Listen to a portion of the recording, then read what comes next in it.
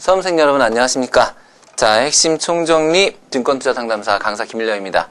오늘은 지난 시간에 이어서요, 여러분들 그 파트 3 경기 변동 이론에 대해서 좀 설명을 드리도록 하겠습니다.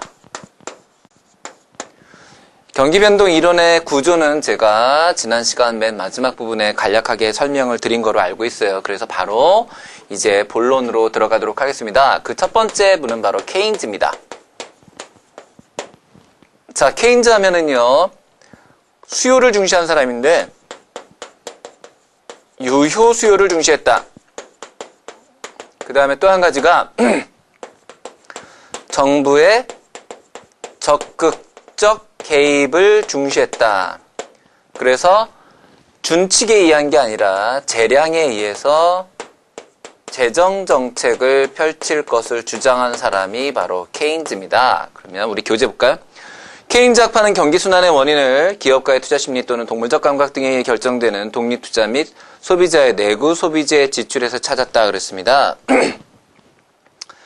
여기에 써있는 것만 알아서 문제 못 푸시고요. 여러분은 반드시 지금 제가 여기다 써드린 요게 기본적으로 요거를 중시 여겼다 생각하시고 그 다음에 지금 중요한 게 뭐냐면 경기가 변동되는 거잖아요. 케인즈는 자, 왜 경기가 변동된다고 생각했냐면 지금 말한 것처럼 기업의 투자 그 다음에 소비 이 투자와 소비에서 경기 변동의 원인을 찾았다라는 건데요. 여기서 중요한 건 투자거든요. 그 투자가 어떻게 이루어진다고 생각했냐면 굉장히 합리적이고 그게 아니라 기업가의 동물적 욕구 기업가의 동물적 직관에 의해서 이루어진다 그랬죠. 동물적 감각에 의해서 이루어진다 그랬습니다. 그거를 기억하셔야 됩니다. 자, 케인즈는 경기 변동이 왜 이루어지냐면 경기 변동이라는 것은 기업가가 투자를 결정할 때 어떤 논리적인 거에 의해서 투자를 결정하는 것이 아니라 동물적 감각에 의해서 투자를 결정한다. 그것 때문에 경기가 변동된다. 이렇게 본 거예요. 자, 두 번째 통화주의 학파입니다. 자, 통화주의 학파는 지난 시간에 제가 어떻게 외우라고 말씀을 드렸죠? 돈을 뭐 하더라? 돈을 뿌리더라. 프리드만이에요. 프리드만. 자, 프리드만은 케인즈를 맹렬히 비판하게 됩니다. 자, 우리 교재 볼까요? 프리드만과 슈워츠가 대표적인 학자이다. 불안정한 통화량 변동. 빙고. 자, 왜 그러니 그랬더니 불안정한 통화량의 변동이다. 이렇게 본 거예요. 자, 보세요, 여러분. 중요한 게 있잖아요. 이거예요. 불안정하다라는 거. 그러면 도대체 어떤 이유 때문에 통화량이 불안정하냐면 이거 주범을 누구로 봤냐면 도대체 누가 그랬어 그랬더니 바로 정부랍니다. 정부가 재량에 의해서 재정정책을 지 맘대로 펼치다가 통화량이 불안정하게 됐다라는 거예요. 따라서 해결책 보자고요. 자, 주범이 그렇다면 해결책은 어떻게 되냐. 해결책은 정부가 뭐 하지 말고 제발 깝치지 말고 그래요. 맞아요. 정부는 깝치지 말고 어떻게 해라. 정부는 준칙에 의해서 정해진 규칙에 의해서 일정 양의 통화량을 지속적으로 늘리도록 하여라. 자, 경제 규모가 커지고 그 다음에 경기가 좋아지게 되면은 화폐가 계속 꾸준히 필요합니다. 근데 그 꾸준히 필요하다는 게 예를 들어서 매년 3%씩만 통화량을 늘려라. 절대로 네 맘대로 정부 늘렸다 줄였다 이딴 짓 하지 마라. 네가 하는 그런 늘렸다 줄였다 네 마음대로 하는 그런 것 때문에 통화량이 불안정해져서 그래서 바로 경기가 변동하는 것이다 라는 게 바로 프리드만의 생각이에요. 정부의 자의적인 통화량 정책을 반대했고요. 준칙에 입각해서 꼭 기억하셔야 돼요. 얘는 재량 얘는 준칙 그 다음에 인플레이션을 심각한 문제로 인식하였다라고 나오네요. 자, 그 다음에 한 가지만 더 기억하셔야 될 게 있는데 프리드만에서 하나 더 기억하셔야 될 건 뭐냐면요. 프리드만은 바로 적응적 기대를 가정하고 있다라는 거예요. 경제 주체들이 적응적 기대를 한다라는 겁니다. 자, 그럼 적응적 기대에는요. 적응적 기대가 있고 합리적 기대가 있거든요. 적응적 기대가 프리드만이고 참고적으로 합리적 기대는 이제 좀 이따 나오게 될 루카스인데요. 적응적 기대와 합리적 기대는 어떤 차이가 있냐면 이런 거예요. 적응적 기대라는 것은 아주 조금씩 적응해 나가는 겁니다. 아주 조금씩 적응을 해 나가는 거예요.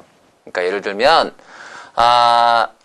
만약에 버스가 맨날 맨날 가던 건데 버스가 안 온다. 그러면 오늘만 버스가 안 오는가 보구나. 1시간 동안 기다렸다가 다른 버스를 타고 갑니다. 자, 그 다음 날도 똑같은 시간에 가요. 또 안 오는구나. 일주일만 더 기다려보자. 그래서 이렇게 일주일을 갔더니 안 오더라. 아하, 그러면 진짜로 이 버스 이제 노선이 바뀌었구나. 그래서 그 다음 주부터는 다른 버스를 타고 가게 되는 거죠. 그게 적응적 기대고요. 합리적 기대라는 것은 자기가 구할 수 있는 정보를 모두 구해봅니다. 왜 버스가 안 올까? 그래서 서울시 버스 조합에다가도 연락해보고 해봤더니 그 버스가 노선이 바뀌었대요.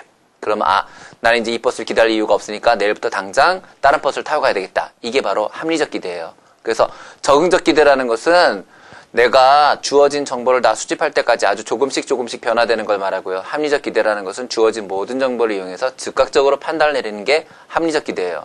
그런데 프리드만은 뭐를 가정하고 있다? 적응적 기대를 가정하고 통화주의를 주장했다. 이렇게 되는 거예요. 자, 이제 세 번째 새 고전학파인데 3-1이라고 그럴게요. 왜냐하면 3-1은 바로 MBC니까요. 자, MBC라는 건 뭐냐면요. 화폐적 경기변동 이론입니다. 화폐적 경기변동 이론. 자, 경기가 변동되는 거를 뭐로 봤다? 화폐로 본 거예요. 화폐로. 자, 화폐를 보았는데요. 화폐의 기능을요, 화폐의 역할을 굉장히 수동적으로 봤다는 측면에서 얘하고는 좀 차이가 있습니다만, 어쨌든 화폐적 경기 변동 이론이 MBC고요. MBC에서 뭐 팔아요? 네, 루카스예요. MBC에선 바카스를 안 팔고 루카스를 팔아요. 헐, 그게 뭐예요? 그냥 그렇게 외우세요. 자, MBC에서는 루카스를 팔아요. 루카스는 합리적 기대를 가정합니다.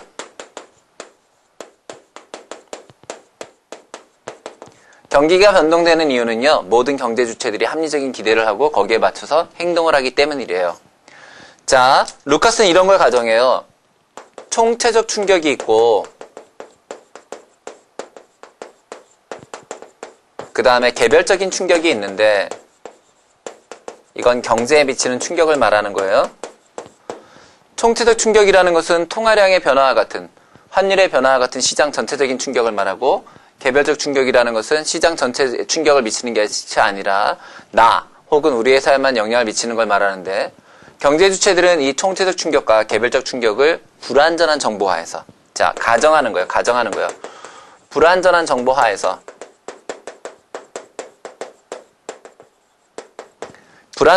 하에서 합리적인 기대를 하고 있는 경제 주체들은 이 총체적 충격과 개별적 충격을 오인하게 된다라는 거예요. 그래서 오인 이론, 착각 이론 이렇게 얘기하거든요. 루카스의 이론을. 자, 총체적 충격과 개별적 충격을 혼동해서 착각해서 이 총체적 충격을 개별적 충격으로 이해하고 거기에 맞춰서 자기가 즉각적으로 다른 대응책을 내놓는다는 거예요. 통화량이 늘었구나. 내가 어떻게 해야 되겠다. 소비량을 늘려야 되겠다. 이렇게 생각한다는 거예요. 통화가 늘었구나. 내가 소득이 늘었어. 내가 열심히 해서 돈을 벌었구나. 나는 소비를 늘려야겠어. 라고 총체적 충격을 개별적 충격으로 오인해서, 그래서 다른 소비활동이라든지 투자활동에서 다른 행동 양식을 보인다는 거예요. 그 결과 경기가 변동하게 된다. 화폐량의 증가와 같은 충격을, 그런 것을 개별적 충격으로 오인하여 경제 주체들이, 함적 기대라는 경제 주체들이 오인해서 경기 변동이 일어난다라는 게 바로 MBC, 루카스의 합리적 기대입니다. 저는 우리 교재에 보면은 지금 불완전한 정보와 함적 기대라는 경제 주체들이 상대 가격 변화와 일반 물가 수준을 구별하지 못하여 경기 변동이 발생할 수 있다는 화폐적 경기 변동 이론을 제시하였다. 거기에는 두 가지가 있는데 총체적 충격은 통화량 증가와 개별적 충격은 소비재 기후 변화와 특정 부분의 기술 발전을 말한다. 되셨죠? 자, 이제 설명 및 논쟁 볼게요. 외부적 충격으로 예상치 못한 통화량 변동을 강조했다. 줄지시고요. 그 다음에 니은에다 별표예요. 니은에다 별표. 여러분 너무 쉽게 안 나오거든요. 이 문제는 이렇게 니은 같은 게 나와요. 루카스의 모형은 신축적인 가격 조정을 통해서 경제가 항상 수요와 공급이 일치하는 균형 상태에 있다. 빙고. 그게 제일 중요합니다. 균형 상태에 있다. 자, 경제는 항상 수요와 공급이 일치하는 균형 상태에 있다. 이게 사실은 누가 주장한 거냐면요. 아담 스미스가 주장한 거예요. 고전학파의 아담 스미스. 자, 근데 얘네들 지금 무슨 학파라고요? 새 고전학파. 그러면 기본적으로 누구의 세상을 이어받았겠어요? 아담 스미스의 세상을 이어받았겠죠? 따라서 아담 스미스가 말한 수요와 공급은 언제나 일치한다.